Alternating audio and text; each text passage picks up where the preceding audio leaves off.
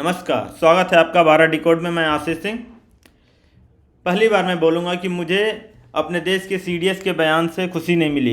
इन्होंने रिसेंटली जाके ब्लूमबर्ग को एक इंटरव्यू दिया था और उस ब्लूमबर्ग के इंटरव्यू में जो इनसे जर्नलिस्ट ने क्वेश्चन पूछा, उसका मेन फोकस यही था कि इंडिया के कितने फाइटर जेट डाउन हुए या कितने पाकिस्तान ने मारे, सारी चीज़ें। क्योंकि वेस्टर्न मीडिया को पता है कि उनका जो भी कंटेंट है उस बिकेगा इसी बात पे कि इंडिया के कितना फाइटर जेट डाउन हुए, क्योंकि पाकिस्तान बार बार क्लेम कर रहा है और यही क्वेश्चन है, और इससे इंडिया का नैरेटिव ख़राब होता है और पाकिस्तान का स्ट्रॉन्ग होता है। मैंने कल के भी वीडियो में बोला था कि जब तक इंडिया का सच बाहर आ रहा है तब तक पाकिस्तान का झूठ दुनिया घूम के बाहर जा रहा है। और सेम चीज़ हुआ। मानता हूँ अपनी गलती मानने अच्छी चीज़ है, लेकिन हम उस मीडिया आउटलेट के पास क्यों जा रहे हैं जो हमेशा एंटी इंडिया ही बातें करता है या फिर इंडिया के को सपोर्ट नहीं करता है। तो ऐसे मीडिया को इंटरव्यू देने की क्या ज़रूरत है। पहले मैं चाहूँगा कि आप ये अनिल चौहान जी का जो इंटरव्यू का क्लिप है इसको देखें, फिर हम इस पर बात करते हैं। General, there's still one unanswered question since the incident between Pakistan and India, and that is whether or not Pakistan downed an Indian jet, or in fact more than that. Can you confirm? I think what is important is that not the jet being down, but why they were being down. But a jet, Why? at least one jet why? was downed? Yeah. Why they were. So the good part is that we are able to understand the tactical mistake which we made, remedy it, rectify it, and then implement it again after 2 days, and flew all our jets, again targeting at long range, which I said.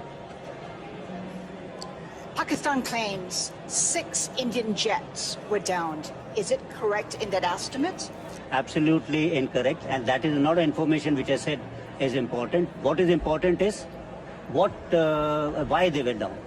That is more important for us. And what did we do after that? That's more important. तो इसमें हमारे CDS साहब ने बोला कि हमारे down हुए, लेकिन वो क्यों डाउन हुए वो हमने रेक्टिफाई किया और उसके बाद हमने अच्छे से हिट किया।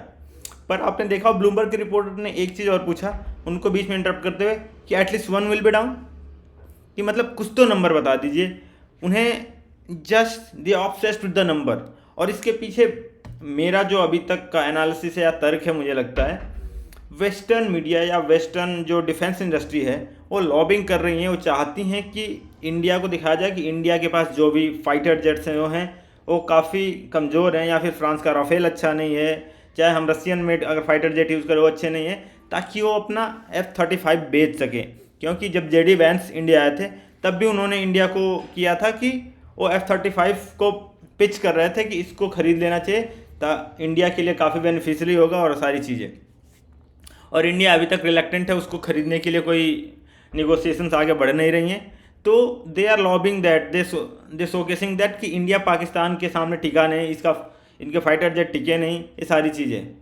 और ये सब ठीक है, पर मुझे नहीं पता कि इंडियन सीडीएस को, भारत के जो सीडीएस हैं, इनको ब्लूमबर्ग को देने की क्या जरूरत है। ब्लूमबर्ग के अगर आप पुराने रिपोर्ट्स देख लो, सारी चीज़ें देख लो, तो they are not with India, हम इंडिया के साथ नहीं है। वो पाकिस्तान के नैरेटिव को ज़्यादा पुश कर रहे हैं। तो हमें अगर नैरेटिव बर्स्ट करना था तो हमें कुछ और तरीके ढूंढने चाहिए थे, यहाँ तो नहीं। या फिर मुझे लगता है कि हमने सीडीएस को नहीं भेज के किसी वैसे बंदे को, जैसे लास्ट टाइम जब ऑपरेशन सिंदूर हो तो हमारे जो एयर मार्शल थे AK भारती, या फिर हमारे जो नेवी के थे प्रमोद जी, उन लोगों के आंसर के बाद क्या नाम है, काफ़ी मीडिया शॉक्ड में थी, या उनके बातों से ही डर लग जाता है कि क्या बोल रहे हैं, शॉक देने के कैपेबिलिटी रखते हैं। मुझे सीडीएस के बयान से कोई डर नहीं लगा, या फिर जब मुझे नहीं कुछ फील हो रहा वैसा, तो हमारे दुश्मन को कैसे डर लगेगा। They are like soft, just saying the things.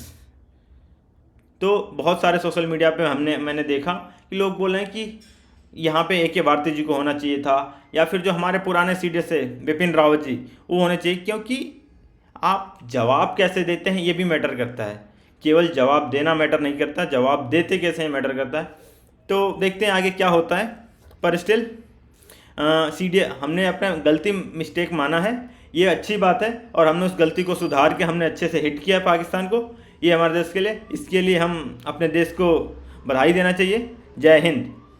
General, there's देखिए हमारे पास इतने सारे हमने हिट किए, हमारे पास इतने सारे प्रूफ है, स्टिल हमारा नैरेटिव हमेशा पीछे रह जाता है। पाकिस्तान हमसे कहीं फास्ट झूठ फैलाने में लगा हुआ है और हम अपना सच बता ही नहीं पा रहे हैं। तो इंडियन गवर्नमेंट को हमेशा की तरह मैं कहूँगा कि अपने नैरेटिव बिल्डिंग पे बहुत काम करने की ज़रूरत है। चाइना इतने सारे पैसे दे के अपने नैरेटिव बिल्डिंग अलग अलग देशों में बना रखा है, चाइना भी उनको सपोर्ट कर रहा है, पर इंडियन सरकार ने अभी तक ये सारी चीज़ें नहीं की हैं। चलिए आज के लिए इतना ही, मिलते हैं अगले वीडियो में। अगर आपको वीडियो अच्छा लगा तो लाइक करिएगा, शेयर करिएगा और चैनल को सब्सक्राइब करिएगा।